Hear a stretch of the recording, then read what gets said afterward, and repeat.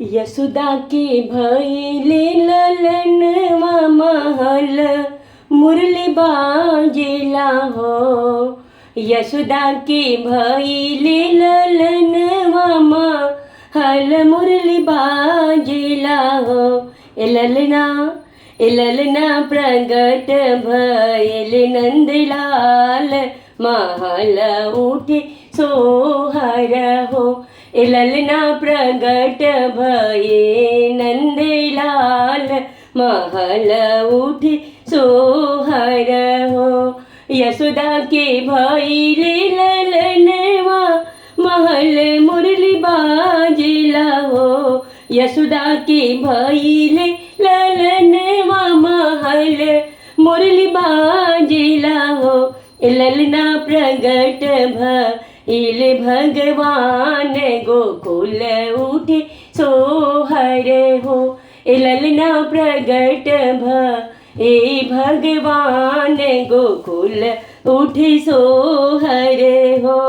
मोर पिछुवरिया बढ़ैया भैया बेग चले आवहु हो। मोर पिछुवरिया बढ़ैया भैया बेग चले आवहु हो। ए भैया गढ़ी दना श्याम के पलनवा श्याम सोई हेनु हो। ए भैया गढ़ी दना श्याम के पलनवा श्याम सोई हेनु हो। यशोदा जी कान्हा के सुतावे हलिरावे दुलरावेली हो। यशोदा जी कान्हा के झूलावे हलिरावे दुलरावेली हो।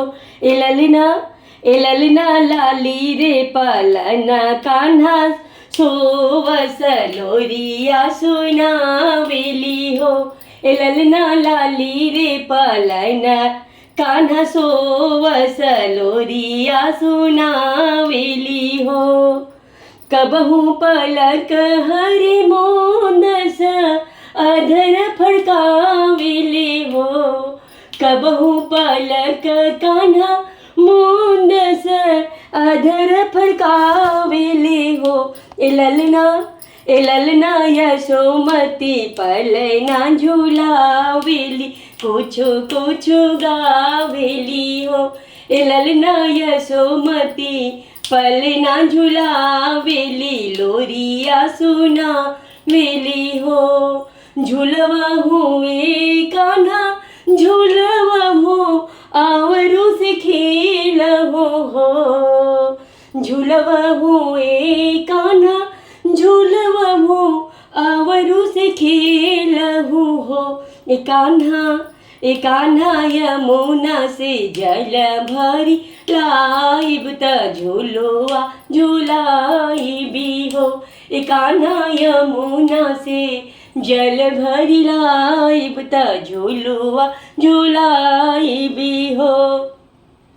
यमुनाए पहुँचे ना पवनी घड़िल वो नाही भरेला हो। यमुना त पहुँचे ना पवनी घड़िल वो नाही भरेला हो। ए ललना पीछवा पलटी जब देखली महल मुरली बाजेला हो। ए ललना पीछवा पलटी जब देखली महल मुरली बाजेला हो। सुनवहु टोला पड़ोसिनी आवरू से सखियानो हो। सुनवहु टोला पड़ोसिन और मोर सखियानो हो। ए सखिया छावरे दिन के नंदलाल त मुरली बजावेले हो। ए सखिया छावरे दिन के नंदलाल त मुरली बजावेले हो। चुप हो खोए यशोदा चुप हो खो दुश्मन सुने जनी हो। चुप हो खोए यशोदा चुप रहो दुश्मन जनी सुने हो। यशोदा प्रगट भइले भगवान महल मुरली बाजेला हो यशोमती राउर कान्हा सृष्टि के पालक गोकुल की नायक हो यशोमती राउर कान्हा सृष्टि के पालक गोकुल की नायक हो यशोदा के भैले नंदलाल महलिया उठे सोहर हो यशोदा के भैले नंदलाल महलिया उठे सो